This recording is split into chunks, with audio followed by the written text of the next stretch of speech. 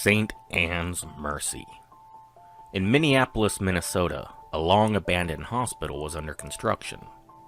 The hospital, called St. Anne's Mercy then, was originally founded in 1802. The hospital housed the quarantined patients suffering from illnesses such as yellow fever, smallpox, even leprosy. It also housed the mentally ill and the abandoned of all ages for many years. In 1924, the hospital was converted into a high-security insane asylum. Until 1957, it was shut down after a tragic accident claimed the lives of a nurse and two small children. It was an unexplainable fire. The nurse was found standing in the room where the fire started. Her features burned beyond all recognition. She pointed to the men who found her and let out a loud wail before she dropped to the ground dead. The bodies of the children were never found. In 2006, the hospital was purchased and slated for reconstruction as a fully functional general hospital. Floor by floor, the hospital was cleaned and restored. After a few days of work, the construction workers began reporting strange sounds, strange smells of smoke, and shadows. As the work continued, bizarre accidents began to plague the construction crew. Light bulbs would shatter without reason, small electrical fires would start in the outlets in the walls despite brand new equipment and brand new wiring. The elevator doors wouldn't open, and you would frequently get stuck between floors. One unfortunate worker fell to his death while trying to repair the faulty elevator. His body was found bloody at the bottom of the elevator shaft, with a look of horror frozen on his face. While still under construction, the hospital was open to the public as an emergency room only. The hospital staff was free to roam about the floors and wings of the hospital, with the exception of the children's wing. It was far behind schedule. Many of the workers refused to continue restoring the children's wing. They'd call in sick, they'd quit. Each worker claimed they felt as though their lives were in danger. Soon, patients began to complain about odd sounds emanating from the vacated children's wing. Complaints of children playing loudly were common, but then reports of screams and cries for help began to disturb the patients and employees alike. The doctors and nurses insisted on hiring additional security to monitor the wing, and refused to allow the staff to use the empty wing even for storage. Several security cameras were installed in the wing, one in each hallway, one for each elevator, and one on the emergency staircase.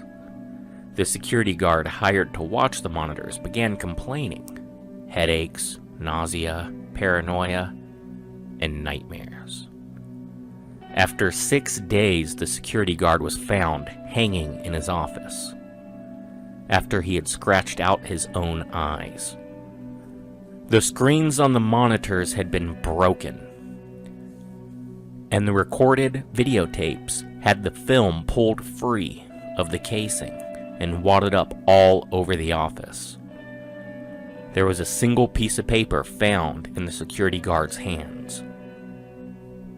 It simply read, "She's still looking." The hospital staff reviewed what little security footage was salvaged, and didn't see anything out of ordinary on the first night, other than the occasional light flickering. On the second night, there were brief glimpses of two small children playing in the hallways. The children were horribly burned. The staff could hear them laughing as they played. They could even hear them laughing after the tape had stopped playing. On the third night, the elevator doors began to randomly open and close without provocation. Some of the staff claimed to have seen a bloodied hand reach up and through the open doors as if it was attempting to claw its way out.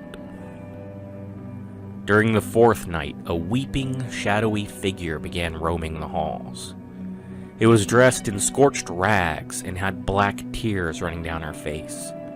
She roamed aimlessly, but she would occasionally stop and look directly into the cameras before letting out a wail of emotional pain. The fifth night of footage showed a gurney with a zipped body bag rolling down the hall. This footage was very grainy and damaged, but there was no mistaking what the image on the screen was. On the sixth night, the night that the guard hung himself, the footage was very clear. The gurney and the body bag rolled back down the hallway with no one pushing it. But the body inside the bag slowly sat upright, its head turning inside the bag to look at the camera. The footage cut to static, and then it cleared, and the body bag was now standing up next to the gurney.